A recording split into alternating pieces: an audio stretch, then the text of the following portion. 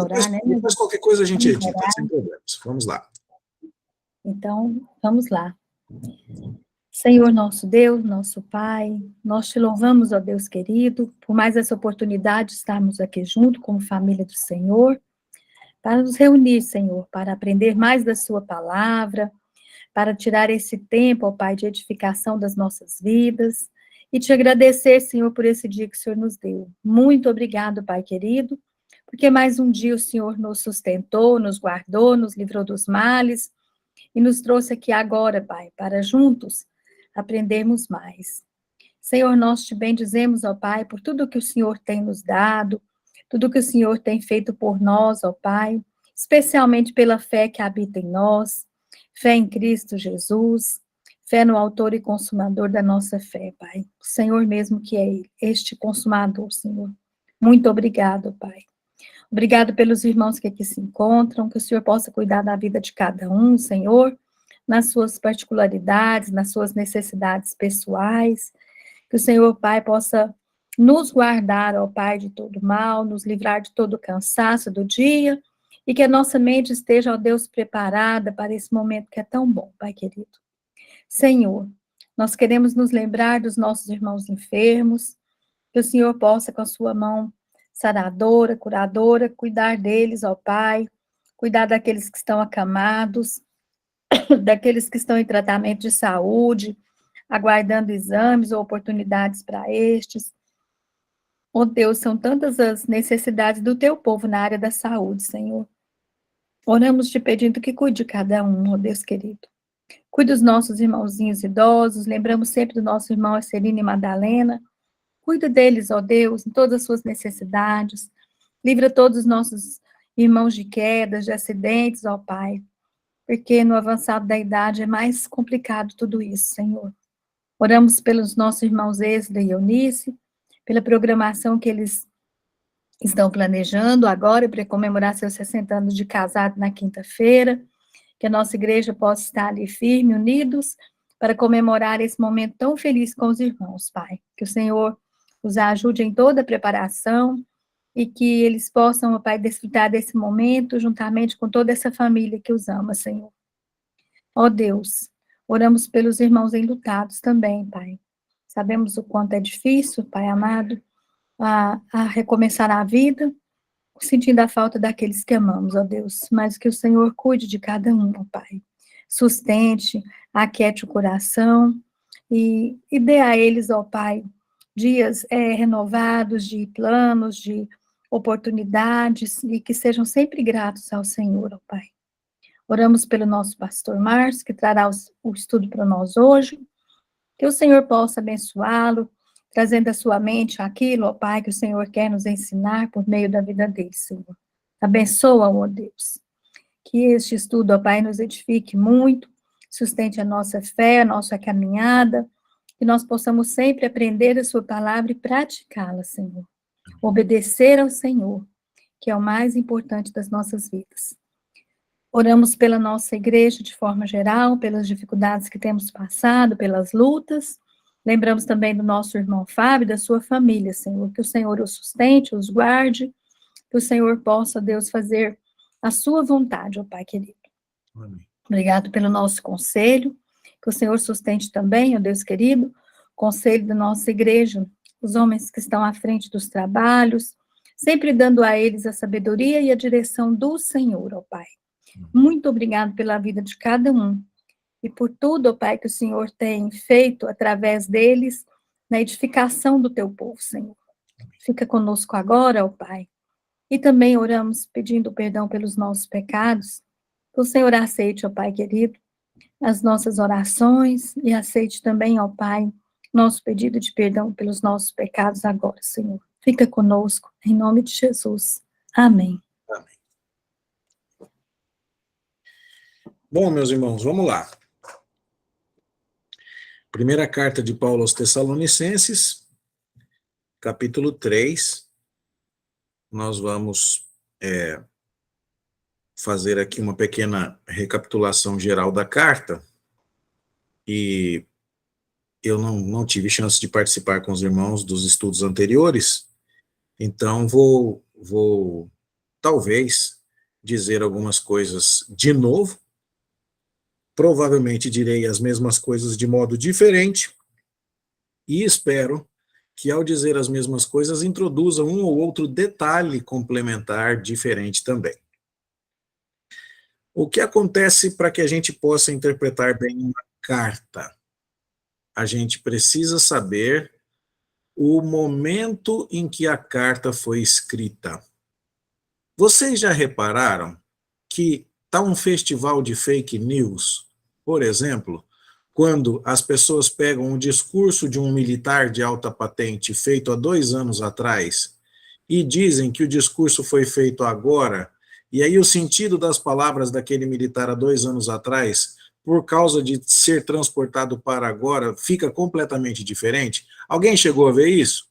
Eu recebi mensagens que a turma, agora vai acontecer isso, agora vai acontecer aquilo. Aí chegava o outro e falava assim, não, tá com data de hoje, mas isso aí é de 3 anos atrás. Fake news.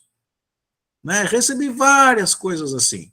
Bom, por que é importante, então, entender o contexto? Porque as mesmas palavras, se forem proferidas 3 anos para frente ou 3 anos para trás, já fazem diferença.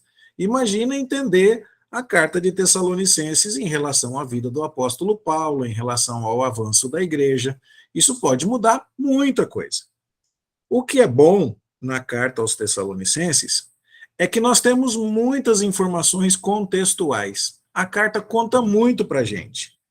Olha só o que está escrito lá no capítulo 3. O apóstolo Paulo fala: pelo que não podendo suportar mais o cuidado por vós, pareceu-nos bem ficar sozinhos em Atenas, e enviamos nosso irmão Timóteo, ministro de Deus no Evangelho de Cristo, para, em benefício da vossa fé, confirmar-vos e exortar-vos. Quando é que foi que Paulo passou em Atenas? E ele preferiu ficar sozinho em Atenas. Está lá escrito em Atos 17. A gente sabe que ele viu aquela estátua ao Deus desconhecido, que ele fez um discurso lá no Areópago, e que quando ele estava por ali, ele tinha vindo de outras cidades na sua segunda viagem missionária. Principalmente, ele havia passado por Filipos, por Tessalônica, por Bereia, e daí ele chegou em Atenas. E quando ele chegou em Atenas, o que aconteceu? Vamos pensar aqui, lendo de novo o capítulo 3, verso 1. Eu não podia mais suportar o cuidado, a preocupação que eu tinha com vocês. Então, eu resolvi mandar Timóteo para ver como é que vocês estavam. Pronto, está claro aqui. A gente tem a linha do tempo certinha. O apóstolo Paulo disse que quando ele chegou em Bereia, que os crentes de Bereia eram mais nobres que os de Tessalônica, porque os de Tessalônica não examinavam a Bíblia, mas os de Bereia ficavam olhando a Bíblia todo dia para ver se o que ele estava ensinando era daquele jeito mesmo. Bom, isso não quer dizer que havia crentes menos interessados, mas que havia crentes mais preparados em Bereia, capazes de examinar o Antigo Testamento para verificar o cumprimento das profecias pelo evangelho que Paulo anunciava. Então, a sequência está clara. Filipos, Tessalônica, Bereia, Atenas, certo? E depois Corinto. E Paulo estaciona lá em Corinto um tempão. E é de Corinto, inclusive, que ele vai escrever essa carta. Mas como é que foi a história? Quando ele estava em Atenas, ele falou: Timóteo, volta 2 cidades para trás aí. Vai lá para Tessalônica para ver como é que tá aqueles irmãos lá. Por quê? Verso 3. A fim de que ninguém se inquiete com essas tribulações. De que tribulações ele está falando? É só ler mais um pouquinho. Porque vós mesmos sabeis que estamos designados para isto, as tribulações, pois quando ainda estávamos convosco, predissemos que íamos ser afligidos, o que de fato aconteceu e é do vosso conhecimento. Ou seja, Paulo está dizendo, depois que eu saí daí, passei por Bereia, passei por Atenas, chegando em Atenas estava preocupado com vocês. Por quê? Porque vocês viram as tribulações que eu passei. Se eles viram, onde é que foi que aconteceram as tribulações? Foi em Tessalônica. E onde eu leria na Bíblia sobre essas tribulações? No próprio livro dos Atos dos Apóstolos. E se a história do que Paulo fez em Atenas está no capítulo 17, onde será provavelmente que eu vou ler na Bíblia sobre as tribulações de Paulo em Tessalônica? Provavelmente em Atos capítulo 16, ou por ali pertinho. Então é bom que você vai sabendo fazer o cruzamento das informações. Então, no verso 5 ele diz: foi por isso que já não me sendo possível continuar esperando. Ele queria ter notícia. Não tinha WhatsApp naquela época. Não dava para telefonar. Ele tinha que mandar alguém para ir lá ver pessoalmente e mandar uma carta para dizer como é que estava. Mandei indagar o estado da vossa fé, temendo que o tentador vos provasse e se tornasse inútil o nosso labor. Qual era o temor do apóstolo Paulo? Era que eles sofressem mais provações, que Satanás trouxesse maior tribulação sobre eles e que, por conta do sofrimento decorrente de abraçarem a fé cristã, eles acabassem desistindo do cristianismo. Então Paulo falou: não, Timóteo, bora lá, volta para Tessalônica, vê o que está acontecendo com aqueles irmãos, traga-me notícias. E foi de fato o que Timóteo fez. Ele saiu de Atenas, foi até Tessalônica, junto com Silas, pegou notícia dos irmãos e voltou para encontrar Paulo. Só que quando ele estava voltando, Paulo não estava mais em Atenas, Paulo já estava em Corinto, e aí ele chegou e falou: Paulo, está acontecendo isso, isso, isso e isso com o pessoal de Tessalônica. É por isso, inclusive, que se você vai ao capítulo 1, verso 1, você vai ler lá: Paulo, Silvano e Timóteo, a igreja dos Tessalonicenses. Quem que é o Silvano mesmo? Você lembra qual é o outro nome dele? É o Silas. Então, o Timóteo e o Silas, que Paulo enviou, encontraram Paulo em Corinto, e agora Paulo, junto com os dois que trouxeram a notícia, escreve a carta. Quais foram as notícias que eles trouxeram para Paulo? Eles trouxeram notícias, se você estava domingo de manhã na igreja e me viu pregando no capítulo 5, sem saber que era nesse momento aqui que a gente estava no estudo de Tessalonicenses, foi a providência de Deus. Olha lá, capítulo 1, verso 4.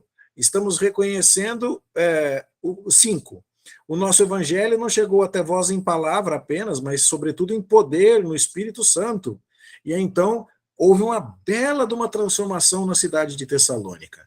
O evangelho estava caminhando bem. Houve provações, mas aquela cidade teve uma tamanha acolhida ao evangelho que a fé dos irmãos tessalonicenses, diz o verso 8, repercutiu não só na Macedônia, que era uma espécie de estado, né, uma província romana. A cidade de Tessalônica é capital da Macedônia, mas também repercutiu na Acaia, que é como se fosse um outro estado, e a capital da Acaia é Corinto. Então, era como se o apóstolo Paulo estivesse em Palmas, escrevendo para alguém que está em Goiânia, dizendo que a fé dos goianienses repercutiu em Goiás e no Tocantins. É mais ou menos a mesma ideia. Então, era o que está acontecendo aqui. Depois, no capítulo 2, ele fala a respeito de algumas impressões erradas que precisavam ser desfeitas, vocês já estudaram isso, estou certo?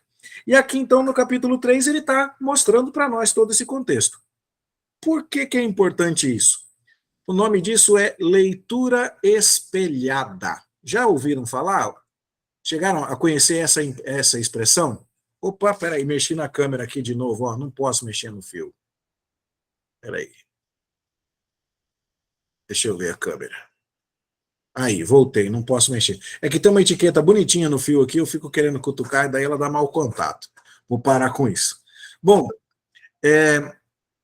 o que acontece com uma leitura espelhada? Todo mundo já viveu aquela situação. Toca o telefone, aí você fala assim: alô, nossa, como é que você tá? E a avó?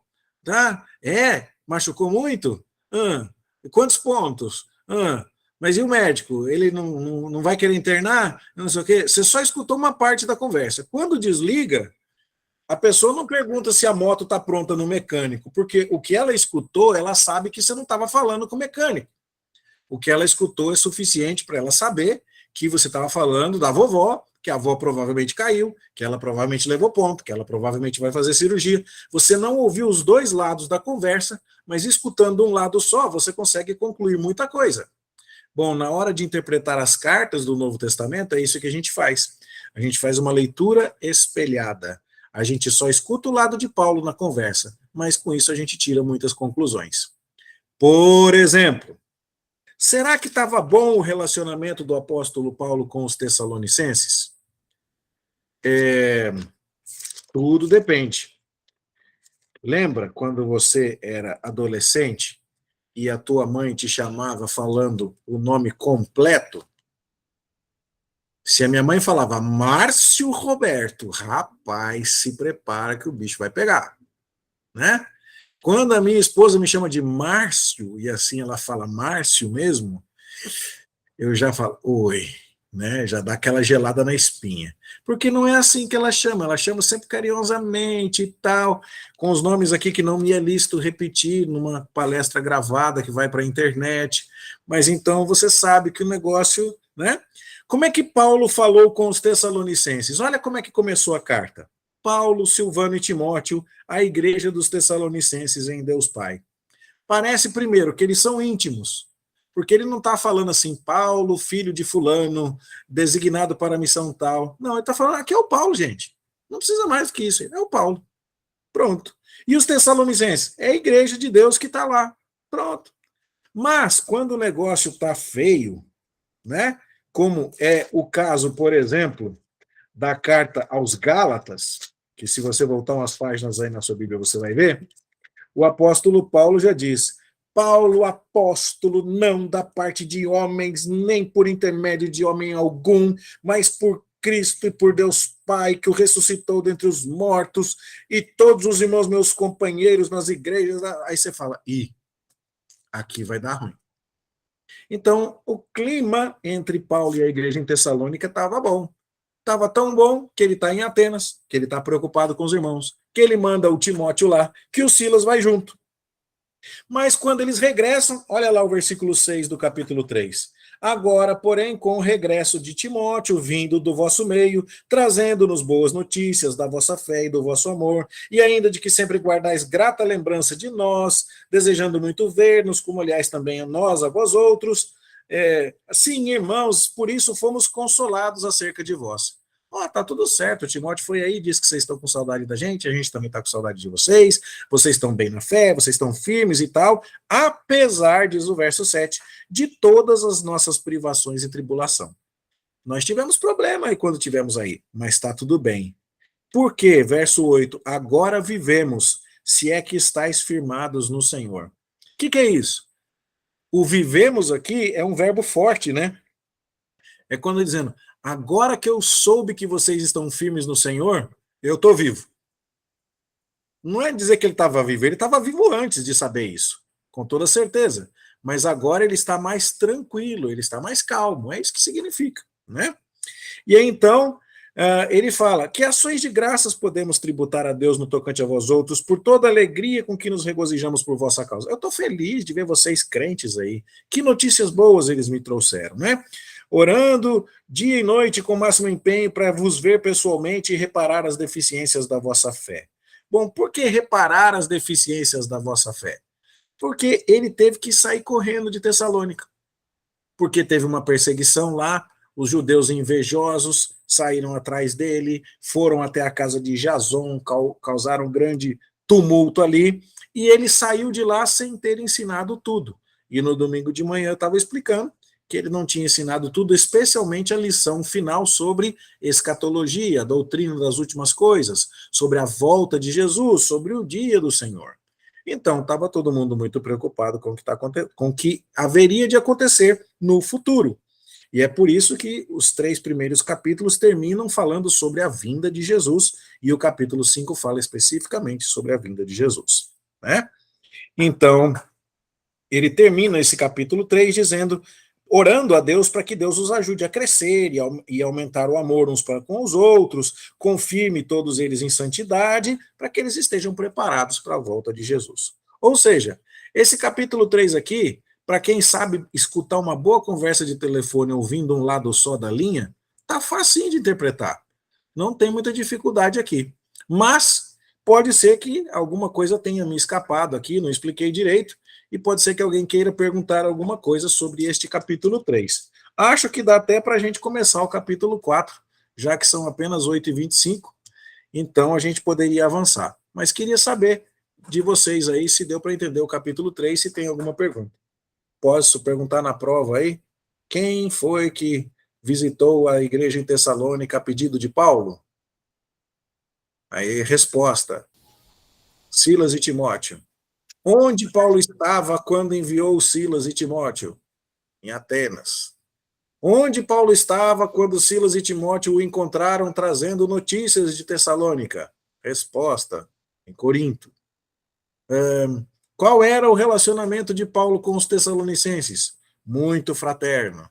Qual foi a reação dos tessalonicenses à temporada evangelística que Paulo passou lá? Das melhores, eles tiveram uma fé operosa, eles amavam uns aos outros. E o que aconteceu quando Silas e Timóteo trouxeram notícias para Paulo? Ele ficou mais tranquilo. Pronto, acabou, deu para entender aqui. É curioso que, apesar de ser um estilo de carta, né, de epístola, essa parte da carta aqui quase que funciona como uma contação de história. Ela está mais presa a fatos, ela é menos argumentativa do ponto teológico, não tem coisa muito profunda. O capítulo 3 é bem tranquilo. Alguém quer perguntar alguma coisa? Não, foi um resumão bem eficaz mesmo, né? Eu lembro que no estudo, quando o senhor falou na igreja sobre Tessalonicenses, ele falou que sempre nós vamos observar que vai nos levar a refletir sobre a vinda de Cristo, né? Sobre estarmos prontos, não é isso? Isso. Todos os capítulos terminam falando sobre a volta de Cristo, né? E veja que o capítulo 1, versículo 10 fala: para aguardardes dos céus o seu Filho, né? O capítulo 2, versículo 19 fala: na presença de nosso Senhor Jesus em sua vinda. O capítulo 3, verso 13 fala, né? Nosso Deus e Pai na vinda do Senhor Jesus. E aí, então, o capítulo 4, a partir do verso 13, vai tratar da volta de Jesus e da ressurreição dos santos na sua volta.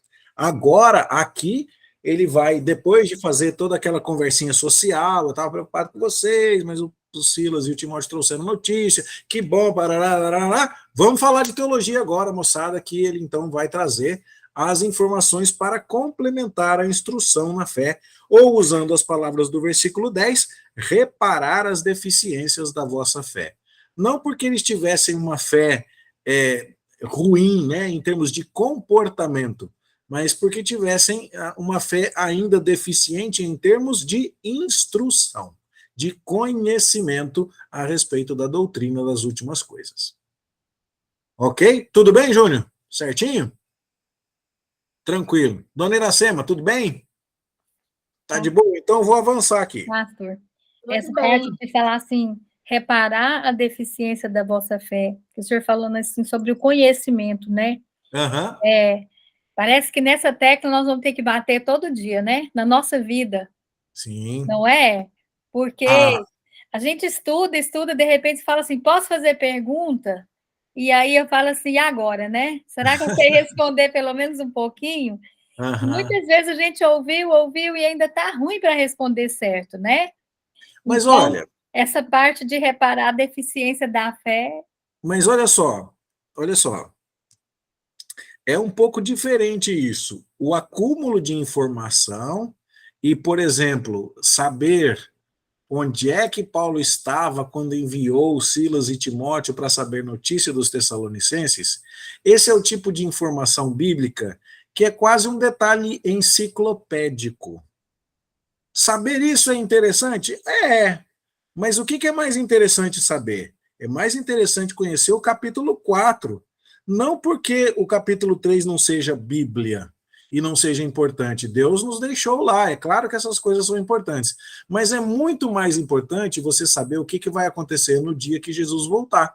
E que quem tiver morto vai ressuscitar, e vai ganhar um corpo novo, e vai encontrar com Jesus nos ares. Essas são informações muito mais importantes, e essas eu tenho certeza que a senhora sabe. Né? A gente tem, às vezes, tem coisa que eu esqueço.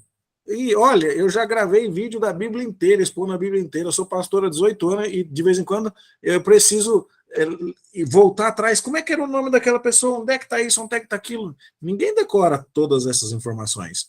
Mas a questão é assim: Os tessalonicenses tinham uma deficiência de fé no sentido de não saber o que esperar quando Jesus voltasse. É um pouco mais séria a deficiência do que não saber em que cidade Paulo estava quando fez isso ou aquilo. Era uma questão doutrinária que tinha a ver muito mais com um conhecimento que traz segurança para a alma do que um conhecimento de informações pontuais da Bíblia. Ok? E nesse sentido, eu creio que nós somos mais privilegiados que os tessalonicenses foram, porque uma longa jornada de escola dominical nos preparou mais do que aquele pouco tempo que o apóstolo Paulo teve para ficar em Tessalônica e instruir aqueles irmãos. Tá certo? Tudo bem? Então vamos avançar. Capítulo 4. Finalmente, irmãos, nós vos rogamos e exortamos no Senhor Jesus, que como de nós recebestes, quanto à maneira por que deveis viver e agradar a Deus, e efetivamente estáis fazendo, continueis progredindo cada vez mais, porque estáis inteirados de quantas instruções vos demos da parte do Senhor Jesus. Pois esta é a vontade de Deus, a vossa santificação, que vos abstenhais da prostituição, que cada um de vós saiba possuir o próprio corpo em santificação e honra, não com desejo de lascívia como os gentios que não conhecem a Deus, e que nesta matéria ninguém ofenda nem defraude a seu irmão, porque o Senhor contra todas essas coisas, como antes vos avisamos e testificamos claramente, é o vingador. Porquanto Deus não nos chamou para a impureza, e sim para a santificação. Dessarte, quem rejeita essas coisas não rejeita o homem, e sim a Deus, que também vos dá o seu Espírito Santo. Bom, ele fez uma pequena sessão aqui, que foi muito apropriadamente separada, né, das demais aqui pelos títulos editoriais, falando sobre santidade. E ao falar sobre santidade, dentre todos os pecados que Paulo poderia escolher para dizer que quem peca desta maneira prejudica a sua santidade, ele escolheu o pecado da prostituição ou da posse do próprio corpo. Por quê? Bom, Tessalônica é uma capital, tá certo? E uma capital portuária. E esse tipo de coisa é muito comum em cidade grande e em cidade comercial e cidade portuária, como é o caso de Corinto. Você tem, então, uma tentação particular. Imagina você que comer pamonha fosse pecado. Os goianienses estariam mais sujeitos a serem exortados quanto ao pecado de comer pamonha do que os gaúchos. Mas se comer churrasco fosse pecado, o gaúcho estava um pouco mais sujeito, embora aqui em Goiânia também tenha um churrasquinho danado de bom. Né? Mas você percebe, existem certas... se eu falasse assim, cuidado com... Deixa eu ver aqui. Culturalmente falando, né? Cuidado para você não ficar preguiçoso, deitado em cima da rede o dia inteiro. Para qual estado do Brasil você acha que parecia que essa exortação era mais propícia? Não precisa, tira só a sua conclusão. Cuidado para não se entupir comendo queijo branco. Para qual estado do Brasil será que vinha isso? Bom, para quem estava em Tessalônica, a tentação muito grande de se envolver em atos de prostituição por causa do contexto local ali. E aí então Paulo está dizendo, você tem que saber possuir o seu corpo, né? Não como os gentios que não conhecem a Deus, e cuidado para você também não defraudar o seu irmão, não despertar desejos no seu irmão que não podem ser supridos de maneira lícita. Então, isso aqui acaba sendo aplicado, por exemplo, para o namorado que fica lá dando aquele beijinho provocativo no pescoço da namorada, mas fala, não, nós não fizemos sexo, mas você atiçou a pobre da moça um tantão, e isso é defraudar. Né? E no caso aqui, o apóstolo está pensando mais diretamente em irmãos que estariam provocando os outros, dizendo, bora lá, você ficou sabendo? Agora chegou umas moças bonitas vindo da província de não sei da onde, que estão lá naquela casa perto do porto, e você está defraudando o seu irmão, e Deus é o vingador contra aqueles que provocam o irmão nesse sentido, e ele quer que todos saibamos possuir o corpo em santificação e honra. Não é uma grande dificuldade interpretar isso, e também é uma lição que todos nós conhecemos muito bem. Nosso corpo é o templo do Espírito Santo, ele deve ser guardado para Deus. A atividade sexual é uma bênção de Deus. Há um livro na Bíblia inteirinho só para dizer o quanto o sexo é bom, que é o livro de Cantares. Mas o sexo que a Bíblia descreve como bom é, primeiro, entre um homem e uma mulher. Segundo, entre marido e esposa, esposo e esposa. Heterossexual, é monogâmico, é depois de um compromisso de casamento. E ele tem limitações na exploração do corpo do cônjuge. Há maneiras adequadas e de se relacionar e de se desfrutar do corpo do cônjuge. E embora Deus não tenha nada contra criatividade, embora Deus não tenha nada contra romance, e o livro de Cantares fale sobre cores, sobre texturas, sobre tecidos, sobre cheiros, sobre sabores, e de uma maneira muito bonita e casta, o livro de Cantares é altamente, digamos assim, apelativo a uma imaginação onde, com santidade, com muita alegria e beleza, marido e mulher, assim, para falar a linguagem goiana, deita o cabelo, né? É assim que fala? Falei certo a expressão? Né? Pula o corguinho ali, falei certo também? Aplica a expressão nesse caso, não? Então tá bom. Então é isso aí. É para se lambuzar mesmo. É uma beleza. É maravilhoso. Mas é do jeito de Deus. Se não for, está cometendo o pecado que está previsto aqui. E agora? Capítulo 4, verso 9. Vamos para o amor fraternal.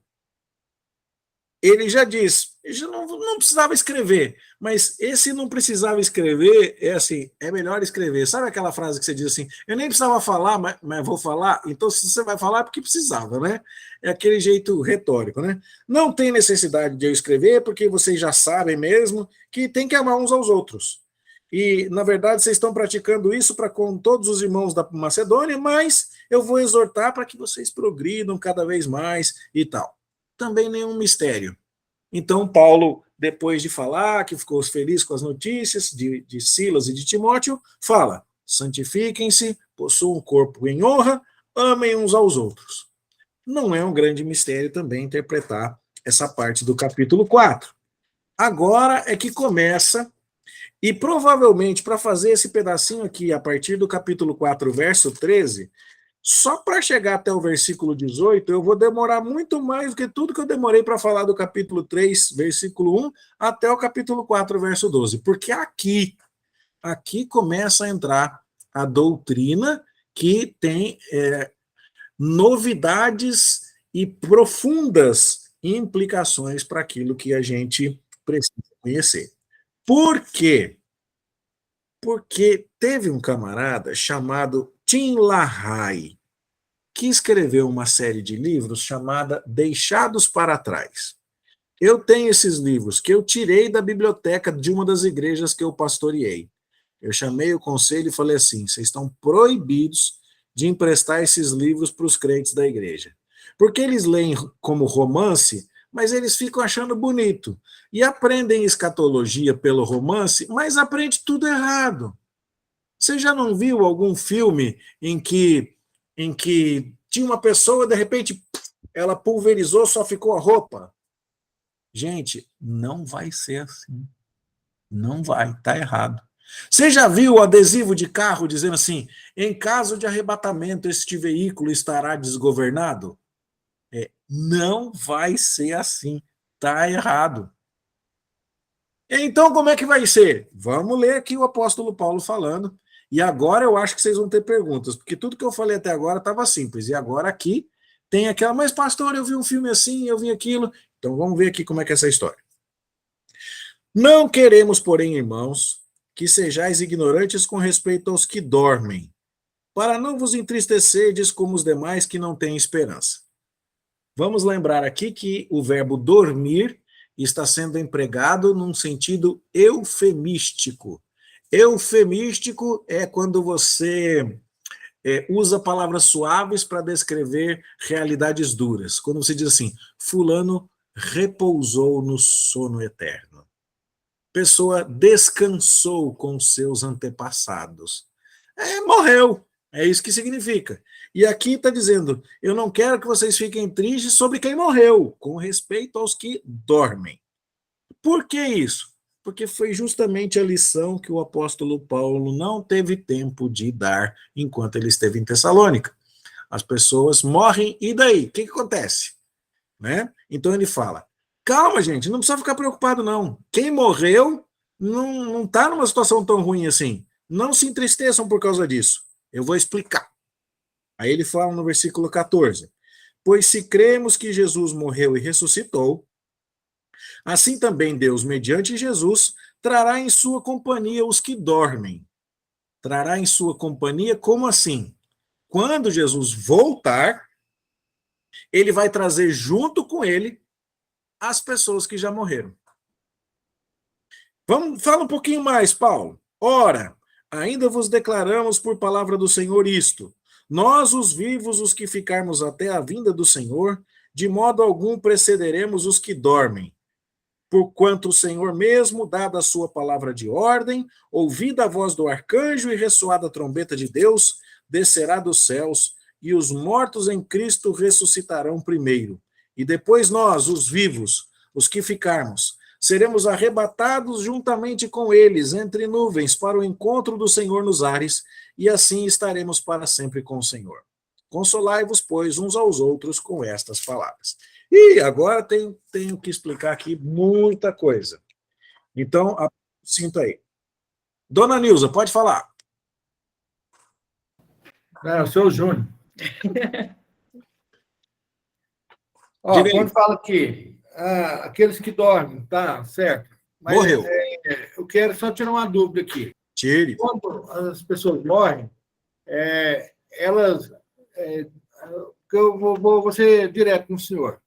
Ele fala assim, quando morre, ou vai para o céu ou vai para o inferno, né? Certo. Mas aí, nesse sentido assim, que eles dormem, não, né? Ok. Sua pergunta, eu vou dar o nome técnico dela, é com respeito ao estado intermediário. É assim, enquanto Jesus não voltar, nós estaremos conscientes ou dormindo? Né?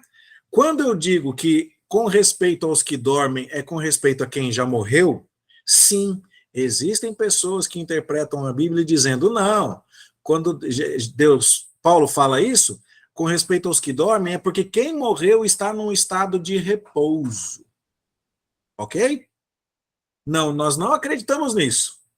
E por que nós não acreditamos nisso? Por vários motivos. Primeiro motivo, porque no Monte da Transfiguração tinha 2 camaradas junto com Jesus Cristo, que apareceram junto com Jesus. E Pedro queria fazer 3 tendas, uma para Jesus e uma para os outros 2. Quem eram aqueles 2? Você lembra? Moisés? E a pergunta era, Moisés estava morto, já tinha 1.500 anos, e Elias estava morto, já tinha uns 800. E eles não estavam dormindo, eles estavam acordados lá.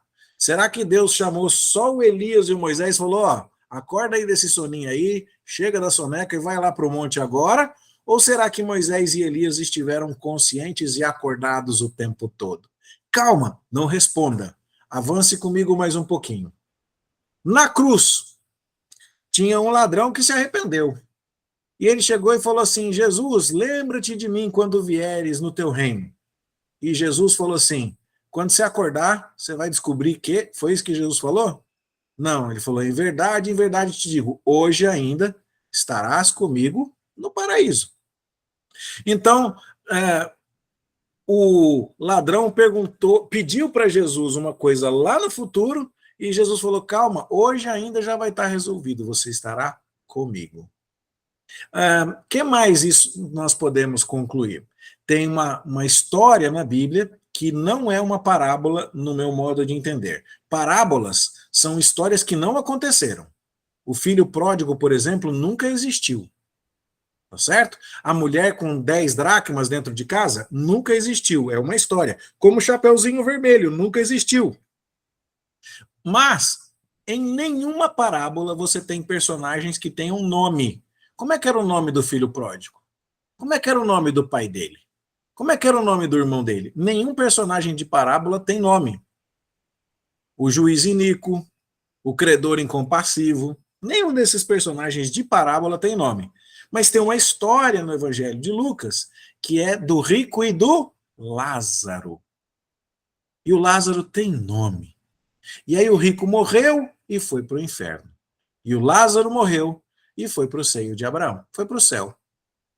E lá no inferno, o rico já experimentava tormentos e o Lázaro já experimentava as bênçãos. Ok? Então é mais uma indicação de uma situação pós-morte em que os personagens descritos na Escritura estão conscientes. Além disso, você vê o apóstolo Paulo dizendo: quanto a mim, eu prefiro partir e estar com Cristo, o que é incomparavelmente melhor. Olha, se fosse para ficar dormindo 2.000, 3.000 anos para esperar Jesus voltar e Paulo tivesse a oportunidade de ficar acordado mais uns 10 ou 15 anos trabalhando, era melhor ficar acordado, né? Mas não, partir e estar com Cristo é incomparavelmente melhor.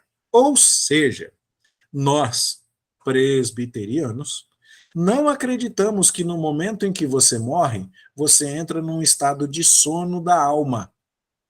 Nós acreditamos que você dormir aqui é simplesmente um eufemismo. É simplesmente uma expressão para dizer com relação a quem morreu.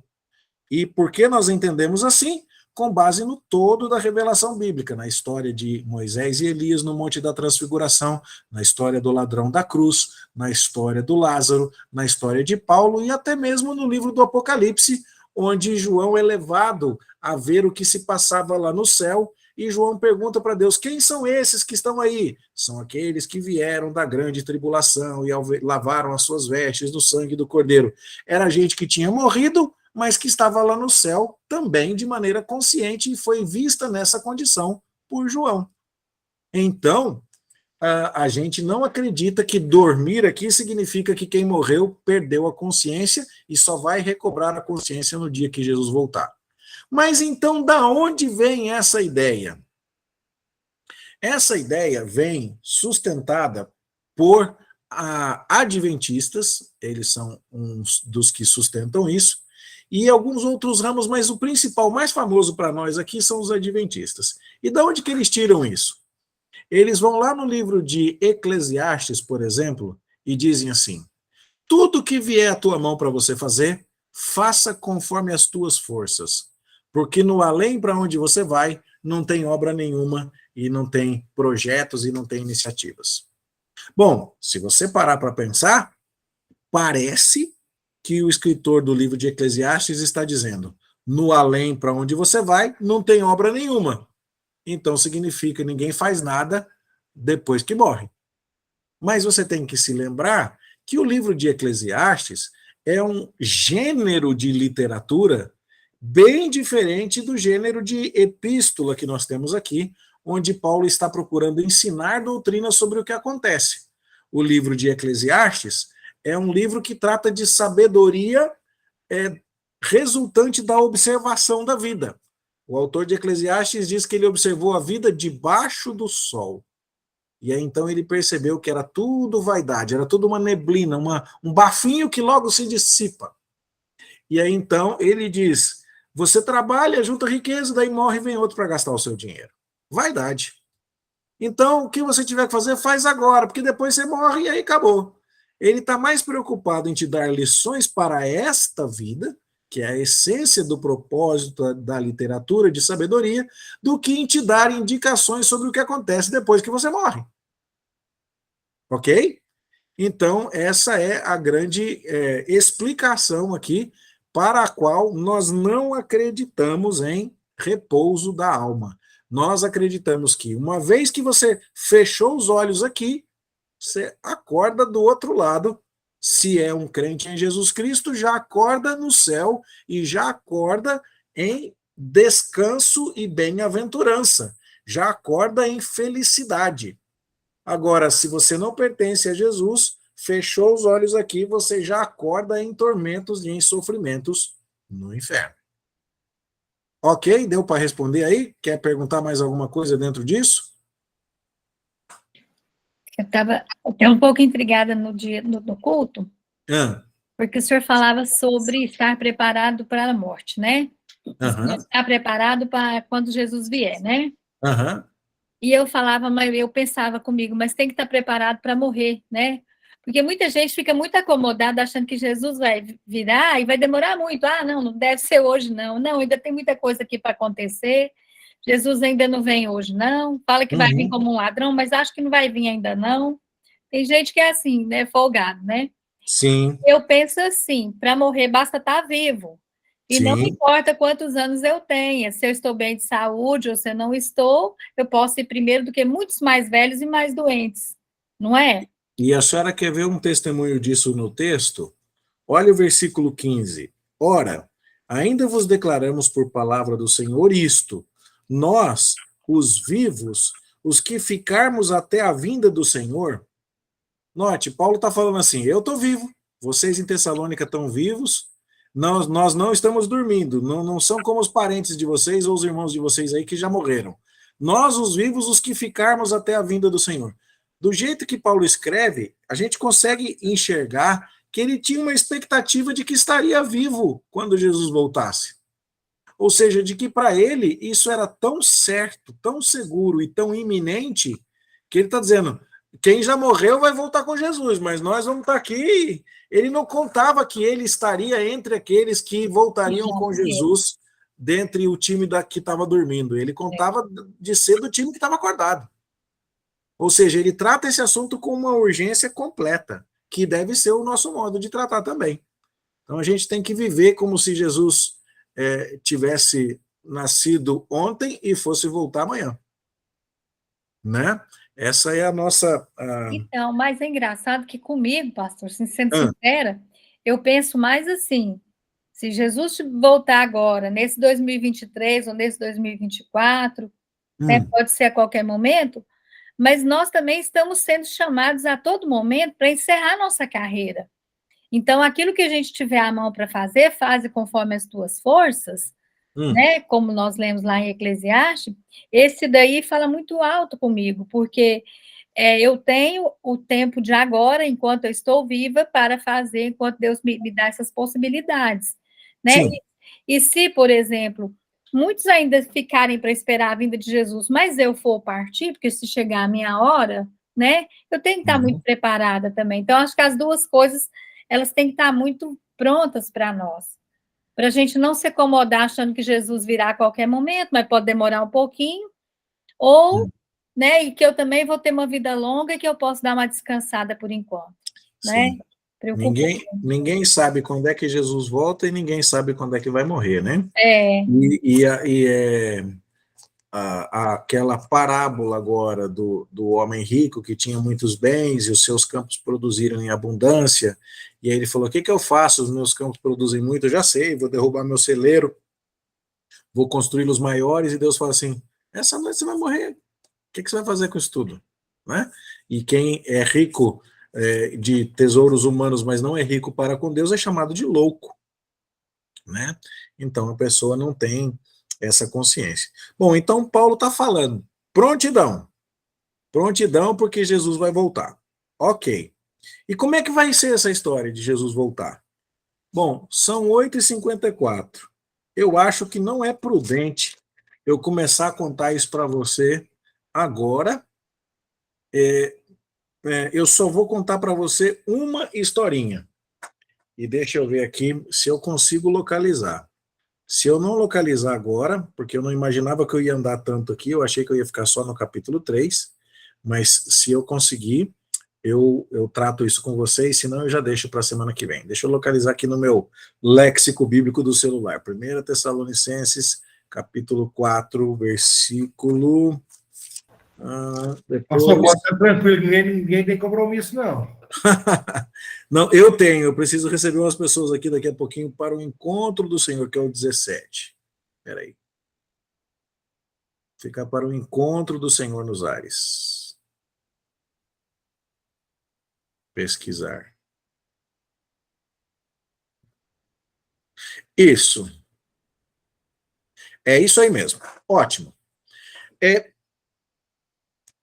As pessoas acham que quando está dizendo assim no verso 17, depois nós, os vivos, os que ficarmos, seremos arrebatados juntamente com eles entre nuvens para o encontro do Senhor nos ares. Que a gente vai encontrar com Jesus nas alturas é óbvio. Todo mundo concorda. Mas a pergunta que vale $1 milhão é, tá bom, a gente está aqui na Terra, Jesus está vindo lá de cima, ele está vindo junto com o pessoal que já morreu, porque os que dormem estão vindo com Jesus, tá certo? Isso já ficou claro na leitura. E aí quem está vindo lá com Jesus é quem já morreu, e quem está vivo vai aqui para encontrar com Jesus nos ares e para ser arrebatado. Tá bom, aí eu encontrei Jesus. Daí para onde que eu vou? Depois que eu encontrar Jesus. Tem um pessoal que fala assim, você vai ser arrebatado e você vai ser levado para o céu, esperando a grande tribulação, esperando a manifestação do anticristo e tudo mais e tal. É assim que você aprende no filme Deixados para Trás, é assim que você aprende nos romances. Mas a questão é que o apóstolo está falando sobre quem vai ressuscitar primeiro, no versículo 16. Então isso significa que quem estava lá no alto vai ganhar um corpo novo, eterno e glorificado, semelhante ao corpo de Jesus, depois que ressuscitou. E depois nós que estivermos vivos aqui, vamos receber esse corpo novo e vamos ser levados entre nuvens para encontrar o Senhor. Mas essa palavrinha, encontro do Senhor nos ares, ela é a palavrinha, deixa eu mostrar aqui para você, no meu celular. Será que você consegue ver aqui, ó? Não está muito nítido, né? É grego esse negócio? É grego esse negócio aí. É grego, pastor. Chama apanteses, ok? E essa palavrinha, ela é uma palavra técnica. E ela aparece mais uma vez na Bíblia, no livro dos Atos dos Apóstolos, no capítulo 28, versículo 15. E eu queria que você abrisse a sua Bíblia lá. Apanteses está em Atos 28, 15. O que aconteceu lá? Tendo ali os irmãos ouvido notícias nossas, vieram ao nosso encontro, que é a mesma palavra apanteses aí, até a praça de Ápio e as 3 vendas. Vendo-os Paulo e dando por isso graças a Deus, sentiu-se mais animado. Uma vez em Roma, foi permitido a Paulo morar por sua conta. O que está acontecendo? Veja, verso 14, onde achamos alguns irmãos que nos rogaram ficássemos com eles 7 dias, e foi assim que nos dirigimos a Roma. Para onde que eles estavam indo? Não importa quem é o grupo aqui, eles estavam indo para Roma. Nos dirigimos a Roma. Tendo ali os irmãos ouvido notícias nossas, vieram ao nosso encontro, a Panteses, até a praça de Ápio e as 3 vendas. E aí, vendo-os Paulo e dando graças a Deus, sentiu-se mais animado, e fomos para onde? Para Roma. O que isso quer dizer? É que isso era uma maneira de receber pessoas importantes naquela época. A pessoa importante estava vindo, você ficava sabendo que ela estava chegando, você estava esperando, você saía ao encontro dela, a Panteses, e encontrava com ela, e ao invés de dizer, legal, te encontrei, pode voltar, você falava, não, que bom que eu te recebi, entra comigo na minha casa. Então, o que vai acontecer quando Jesus estiver voltando? Nós vamos encontrar com ele nos ares, mas para quê? Para uma espécie de recepção da autoridade, e logo depois o que vai acontecer? Nós não vamos subir, nós vamos descer. Vamos encontrar com Jesus nos ares e descemos. Para quê? Para o juízo final e para o novo céu e para a nova terra. Então não tem arrebatamento dessa maneira. Claro que para explicar tudo isso para você, eu preciso ir para um monte de outros textos, mas, sem dúvida alguma, a compreensão do que é encontrar Jesus nos ares passa pela compreensão do que é essa palavrinha apanteses. Deu para entender a ideia aqui, pessoal? É mais ou menos se eu falar assim, Dona Nilza, eu estou indo aí tomar um café. Aí ela fica tão feliz que ela vai me esperar na esquina. E aí, quando eu chego na esquina, ela fala, fui ao encontro do pastor. Nossa, que legal. Só que daí eu encontro com ela e vou para onde? Vou para o shopping? Não. Eu vou para a casa dela. É isso que está acontecendo aqui. Então, o que o apóstolo Paulo está nos dizendo sobre o que vai acontecer quando Jesus voltar é que a Priscila Mesquita, é que outros irmãos queridos que já partiram e descansam no Senhor estarão vindo com Jesus. E vai ser uma transformação. Eles lá vão ganhar, por sua ordem de chamada preferencial, um corpo glorificado primeiro. E nós também seremos transformados. E nem todos dormiremos, mas transformados seremos todos. Ele vai falar isso mais adiante. E daí? Daí a gente sobe para encontrar Jesus, mas não é para ir embora para um suposto segundo céu enquanto o bicho está pegando aqui na terra. Não, é para ir recepcionar Jesus e daí? Aí Jesus está voltando. E aí ele já volta para resolver. Jesus veio uma vez ao mundo para propor salvação, depois ele vem para trazer o juízo, e acabou. Ele não precisa voltar aqui para pegar uma turma, depois voltar e ficar escondido, e depois voltar uma terceira vez. Não, ele volta uma vez só. E volta e chega chegando, e acaba com tudo.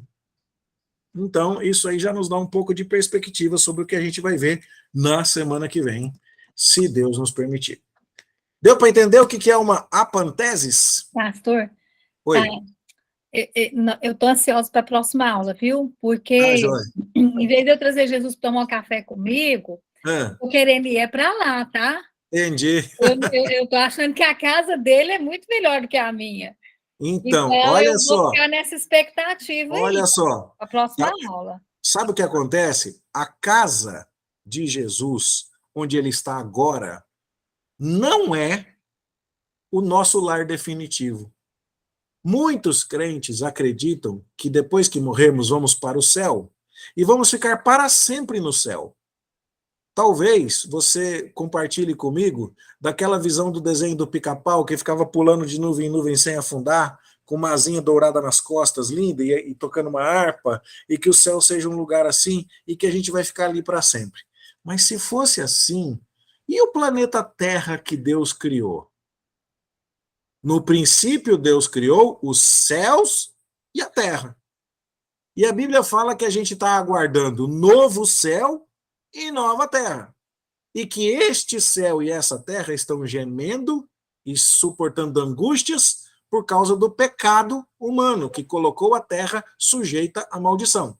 Quando Jesus voltar, esse mundo não vai ser destruído por água, porque Deus já falou que não vai mais inundar o mundo. Está lá o arco-íris para provar isso. Esse mundo está sendo separado ou entesourado para destruição por fogo. E aí então vai haver novo céu e nova terra.